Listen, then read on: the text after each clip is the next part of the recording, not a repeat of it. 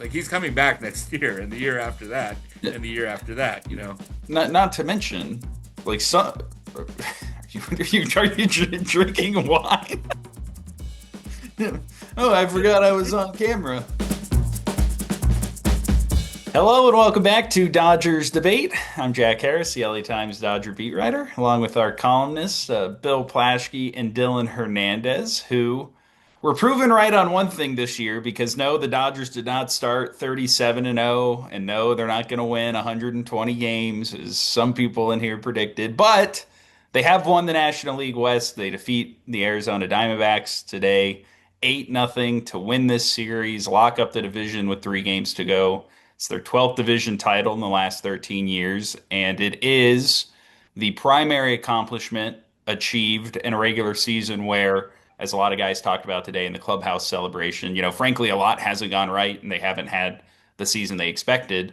But it is another division title, and it seems like they're playing better baseball as they approach October.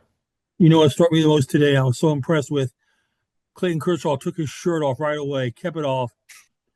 I got a better body than he does. He's got an unbelievable dad bod, and he didn't care. I was so happy for him. I was really happy for Kirsch. Kirsch, he seemed to be one enjoying himself the most in there. The general jacket seemed very subdued. There didn't seem to be a lot of joy. There is joy, and I think especially, I don't want to say it was like relief, and Dave Roberts actually pushed back on that word in particular when asked if they felt kind of like relief for winning the division this year. It was, I think, a little bit of, again, it's like this is the place they expected to be. They expected to win the division. They never doubted it, even when they slipped to second place a month ago or were playing bad over the second half of the season. But it was also an acknowledgement, I felt like, of a season that, again, hasn't gone the way they expected. They haven't played at nearly the level they've wanted to this year.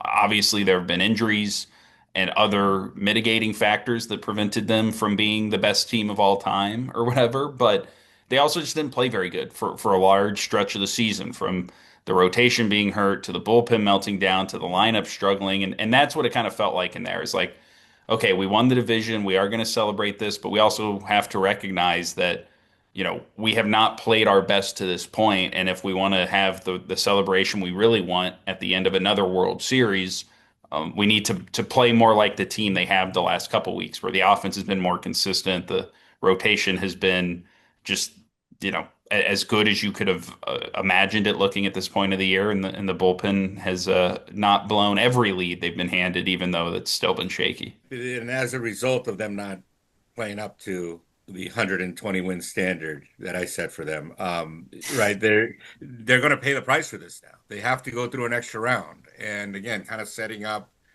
this classic kind of overthinking type of situation where I mean, it's going to be interesting to see how they line up their 3 pitchers here, right? I mean, I think at this point, I mean, where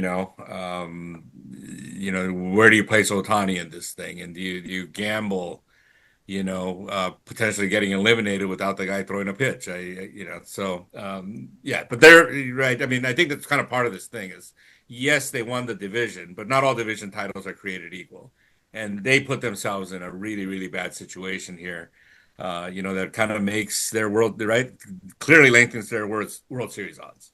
Yeah, it was interesting. If asked Max Muncy what he thought about going into the playoffs, and he said, "Well, we've never done it like this before. They've never had this 3 game series before. You know what they're going to do." But certainly Dylan and Jack, they have to start Otani game 1, don't they? They have to. They have to. Yeah, I'll give you the pros and cons case to this. If you start him game 1, obviously he's probably got the best stuff of anybody on the pitching staff, from the fastball velocity to the way the curveball and the slider have played. He's somebody that seems to embrace those kinds of moments. I mean, the reasons for starting him in game 1 are obvious. Now, the reasons you wouldn't, because I think really the question is, do you start him game 1 or do you save him for a potential game 3? If you save him for a potential game 3, you allow him to only focus on hitting the first couple games. You don't have to put him through a situation where he hits, where he does both in game 1 and then has to try to bounce back physically in game 2. Like, that is tougher. Shohei Otani. No, if it's like, look, Tanner Scott, yes, I think you should actually try to adjust whatever you do to make life as easy on Tanner Scott as possible. This is Shohei Ohtani, okay? And frankly, like look, even offensively, you can say whatever, they're getting their guys back, this and that, whatever. This is not, I mean, we haven't really seen it all kind of come together for long stretches here either. There's a good chance they really are going to have to kind of jump on his back and he might have to carry them, right? And I am not buying this like, oh, we gotta, I mean, this is no different than when Kershaw was at his peak, right? I mean, they did not talk like this about Kershaw back in, and granted those things didn't end well, but nonetheless, they kind of identified this is our guy, and you don't treat those guys like, oh, like let's make sure like everything is fine and make sure his tea comes in at the right temperature, like, you know. This is not. He's not Well, Goldilocks, dude. I He's just yeah, but throw him in the fire. He'll be but fine. he's not. Joe Otani's not Goldilocks. Here, Great headline. here's the other factor that I think you have to figure out, and the difference between him and like Blake Snell and Yoshinobu Yamamoto. It is less of a guarantee, I think, that you get 6 innings, let alone 7 or 8 out of Shohei Ohtani. Like 7 or 8 is probably out the window right now, I think. barring I him think. I being think there's more perfect. likely. Okay, I think Yamamoto is probably your best bet to give you length. That said, if it's between Otani and Snell, I think it's way more likely you get six out of Otani than you do from Snell. Look, like Ohtani threw 91 pitches the other night, and what was Yeah. his most complete start of the season? Got through the 6th inning, looked really good again, as he has for the last 3 or 4 times out now. But if he got to 91 pitches now, he's gonna, 100 is probably a generous cap for him to push up to. Blake Snell has gone, what was it, 112 pitches when they let him finish the 7th inning 2 times ago.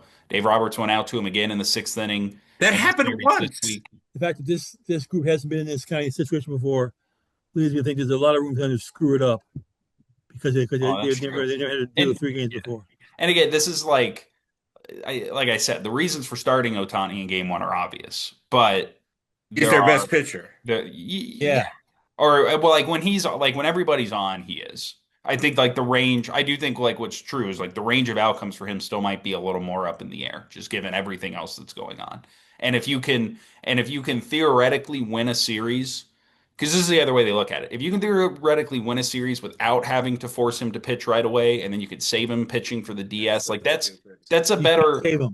that's Can't better. save them. But you run the risk of do you get knocked out right away without using him? So, and this is difficult. And this hits, I think, to the It's bigger not point. difficult.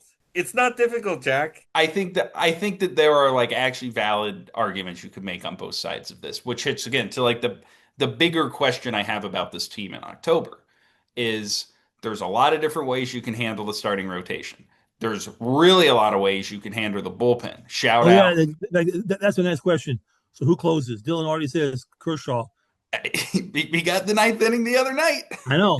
So I mean, right now, I mean, who there's closes still game two one? guys now. I mean, that said, okay. I mean, Tommy Edman had to turn it to Willie Mays there to save Kershaw's bacon there at the end.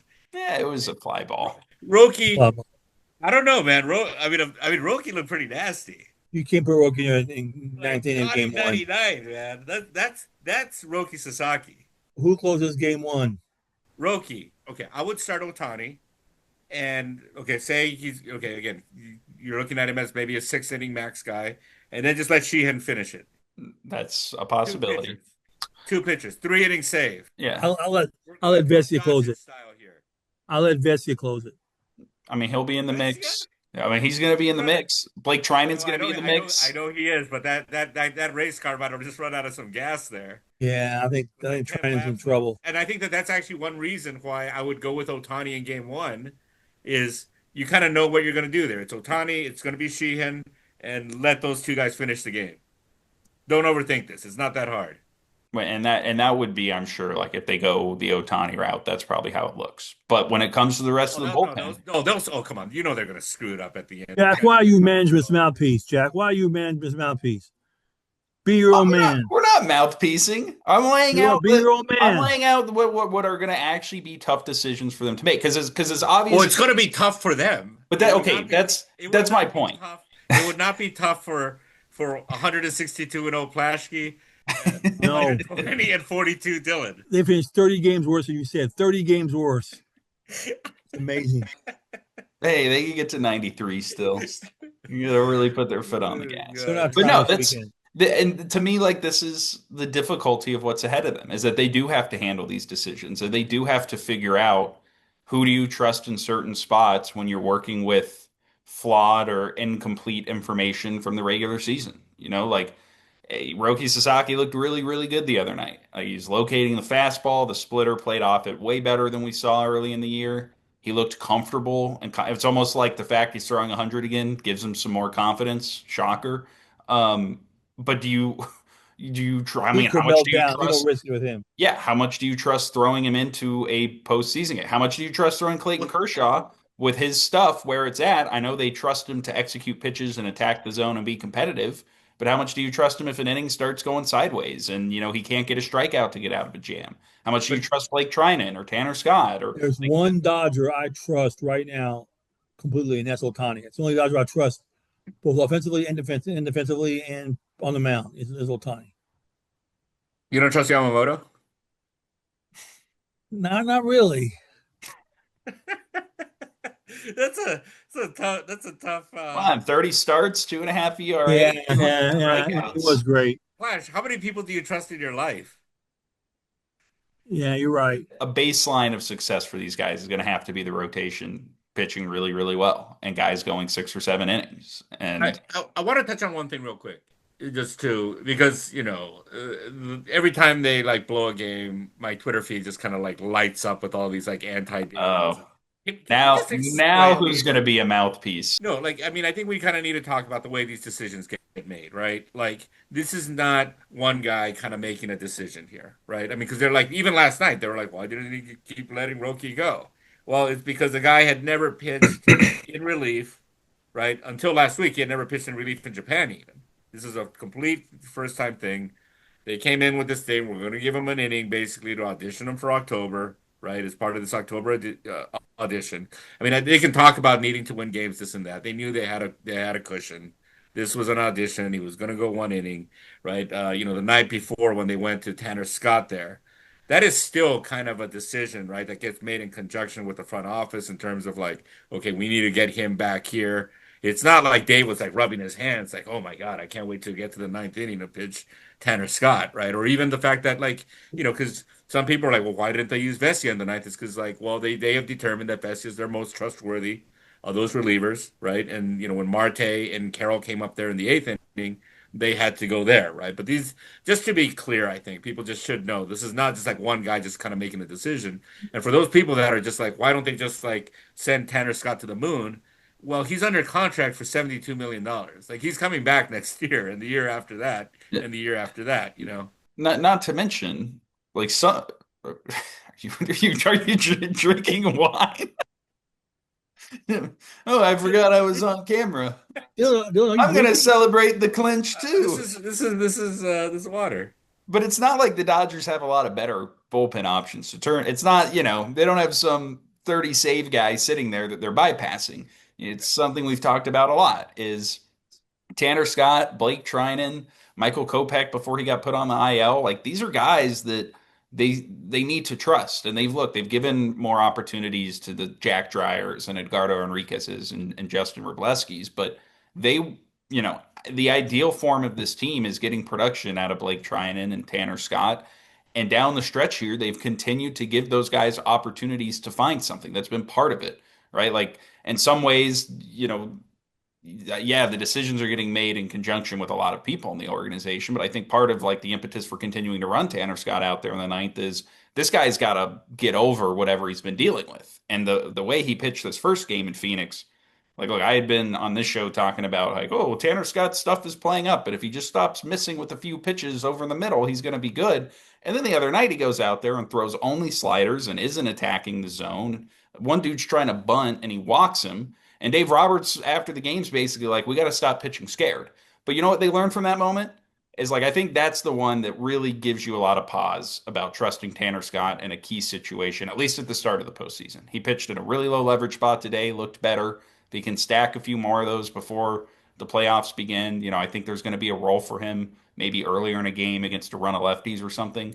But like by doing this, by subjecting yourself and your team to this all of this late game pain, all of it's for a reason, which is trying to figure out who are the guys that we can trust in October. And right now, I think in that circle of trust, as Dave Roberts calls it, it's like Alex Vezia.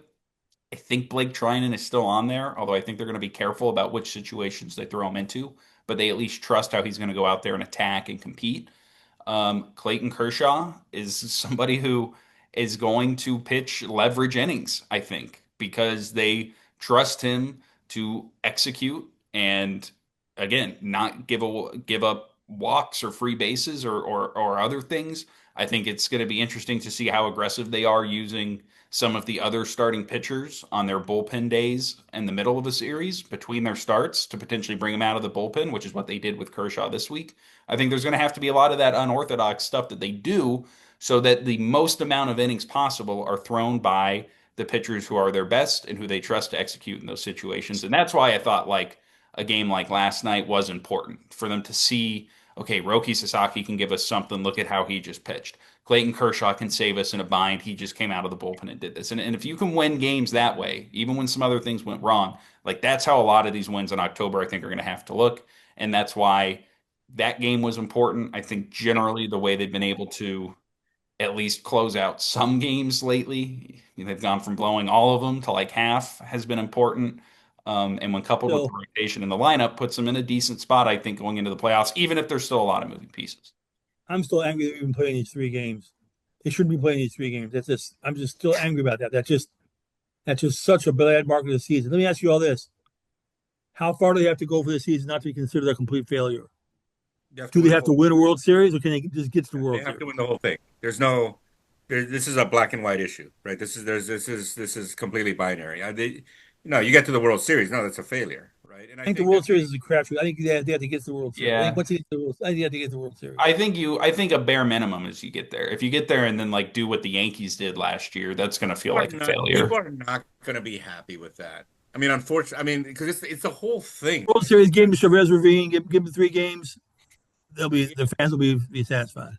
No, because I think no, they got to win. I mean, I think, and I know, look, and I'm not even saying this is fair, but the reality, I do think the Shaq and Kobe Lakers kind of changed expectations for sports teams in the city.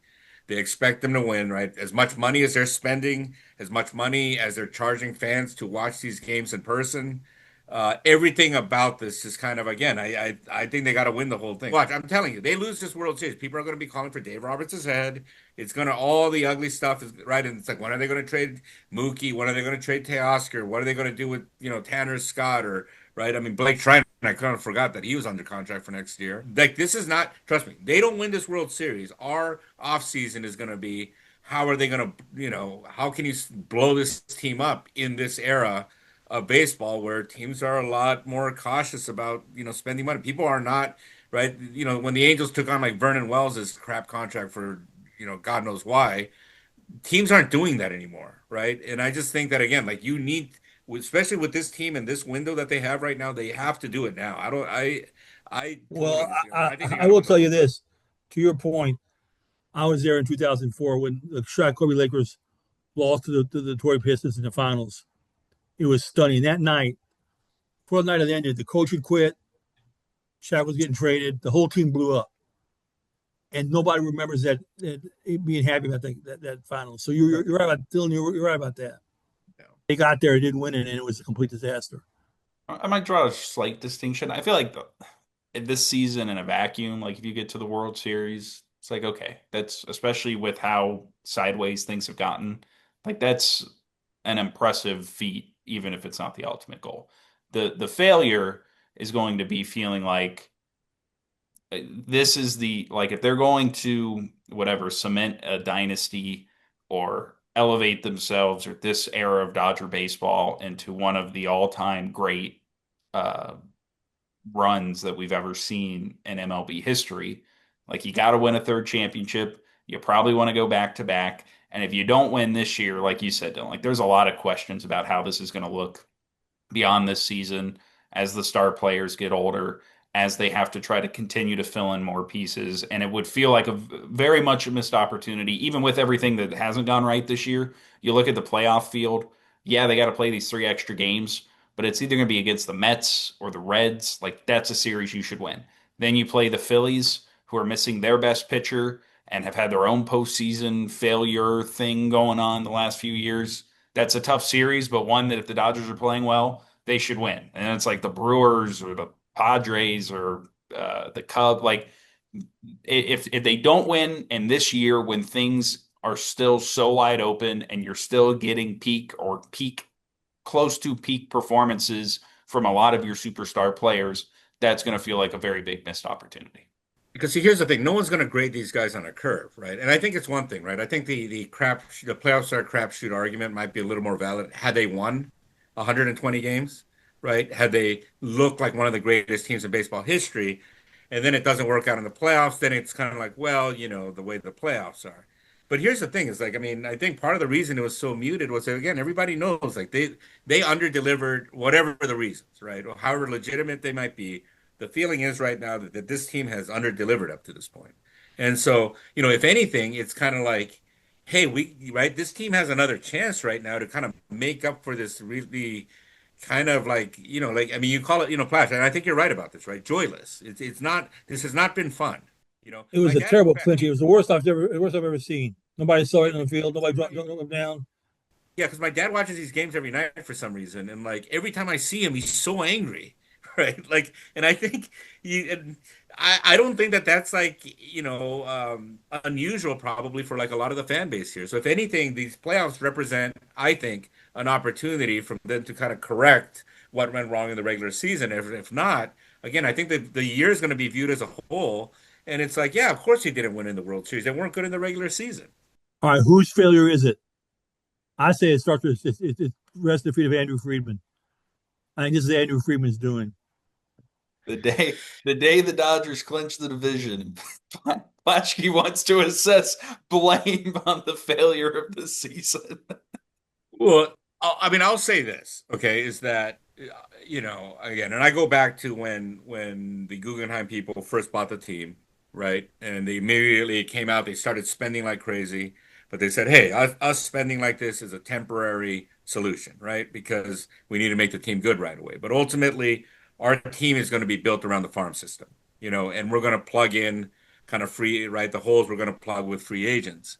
And that's just not happened, right? It just hasn't happened. And to me, that's kind of the biggest, right? Because like when we talk about this window closing and how fast it feels like it's closing, it's because all their guys they got most of them they got in free agency.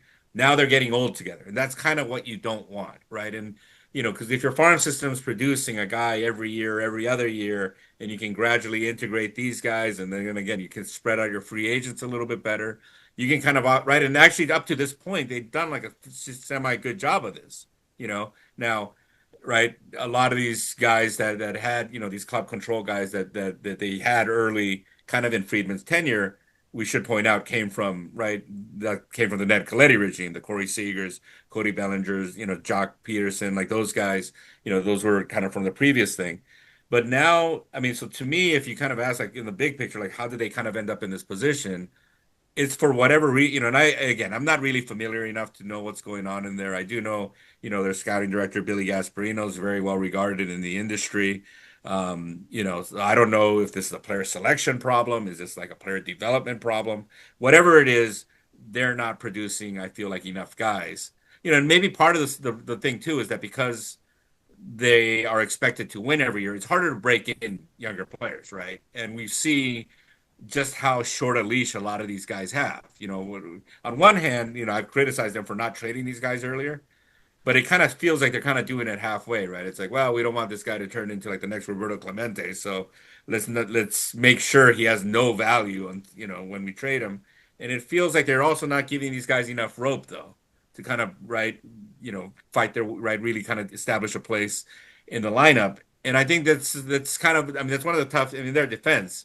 I do think you're going for a championship. You don't want the team to be too young, to have too many young guys either. Well, I will say this: we do have to celebrate 12 wins in 13 years. It's pretty incredible, and it's an incredible streak they're on. I got to say that. Yeah. Yeah, I think to answer Plaschke's question, um, the mistake of this year's team, especially like if they don't win, is that they're caught between those two things you're talking about, Dylan.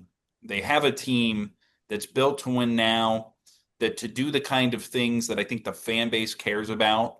Um, it requires you to win now, and yet they're also operating like they still, like you said, they don't want to give up on some of these pieces, right? And because they didn't want to, like this deadline, like the problem with this season, especially if they go in the playoffs and the bullpen they lose because the bullpen blows it, it's because they didn't go out and fix what was a very clear problem with the roster at the trade deadline, because everything else has kind of ended up where they wanted it to be.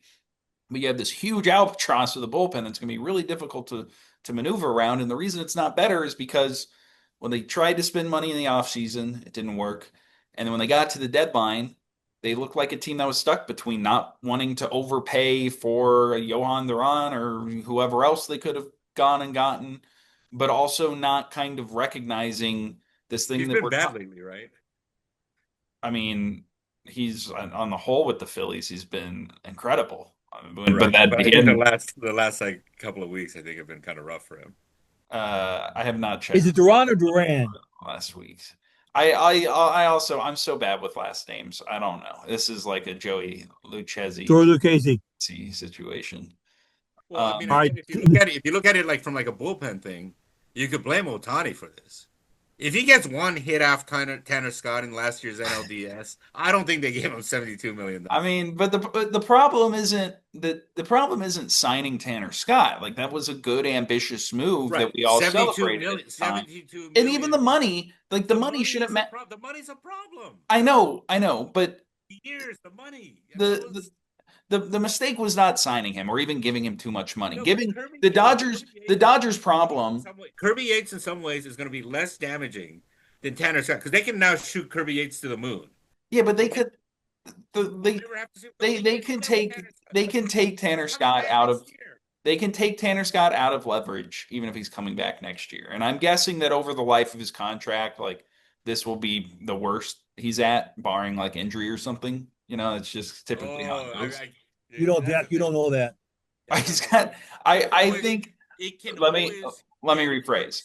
There the I would guess that on average over the Look rest of at his our contract he newspaper. will It can be always look at our newspaper. It can always he, get worse. he It's gotten worse every I time. would be willing to bet that he will post a lower ERA from this point forward than the five whatever he posted this year with the Dodgers. That's money I feel good about placing. But What they could have that's fixed it. why They could have fixed it. They didn't fix it. They could have fixed it. that's the mistake. And that's to me was reflective of again a team that's just kind of caught in this place of like when it came to this year, not prioritizing the things that I think a lot of their fan base wanted them to prioritize and not prioritizing the things they talk about, which is, and it's because of that, like what you said, Dylan. It's because, like, okay, well, if we give up these prospects, like, we really might not have anybody else left. Like, we've given up so much in the past, even though not a ton of deals have come back to bite them, it has eaten away at their organizational depth somewhat. And they haven't really hit on like those star level players. But yeah, that put them in this position where they had to make a choice, which is we're going all in on this year and we can figure out the future when we get to the future. Or doing the thing that has been the one critique of this front office its whole time in LA, which is not quite always doing everything they can. Future concerns be damned, which I know is tough to do if you're sitting in the GM's chair, but that's always kind of the The big existential chair. All tension. right, Dylan, I got a quick question for you. There's a pretty good chance they might play the Reds in the first round. Can you name one Reds player other than Ellie De La Cruz? Name another Reds player. You can't do it. There are Hold on. I'm not going to give you a hint. Come on, it should take you this long. Hunter Green. That's true. Good pull, good pull. Yeah, it's a good pull. That's it. That's it. We can't get one more Reds player out of you. Um, Spencer Steer. There's Have you, have one. you, There's one player on the Reds. I know you know who he is. oh, it's the former Dodger. Oh, Kevin Lux. There you go. Yeah, good job. There you go, Dylan. Good job. Well, it's gonna be wild. Yeah, we'll find out in the coming days if it's the Reds or the Mets or the D-backs who have the very slim odds of sneaking into the playoffs after this week. But somebody will be coming to Dodger Stadium on Tuesday for a best of three wild card round. And that's a damn shame. That's a damn shame. This is really a celebratory podcast. I Who's know it's terrible. blame? What are the failures? This is such a shame. But I mean, look, it warranted reflected, warranted on how the season went. and it was again, it kind of reflected in there. I thought, right, guys might come rushing out of the dugout. It was very kind It of was very somber, very very. sober, very I think it was just to me it was just very disappointing. it was a team that I think recognizes sure we won the division, but we did not win it the way we want to. It is a division title for the Dodgers. Playoffs So start on 13 years. Tuesday. And our post game Dodger debates will be back starting on Tuesday. How exciting is that? Oh, I forgot about that. That's awesome. Live, huh? Oh man. That's right. I gotta wait till after Dylan gets done writing. So we'll do the 3 a.m. Enjoy. Well, we always do them before I write. Come on. All right. Good. So that I'm there till 5 a.m. You're saying that right now. Okay, I'm gonna hold you to that, Dylan. Yeah, no, we always do. Plash, right. I worked around you. Well, thank you. Yeah, no, I mean that was the joke. Whenever I show up somewhere, they're like, "Oh, you're here today," and I'm like, "My job is to take the games Plaschke doesn't want."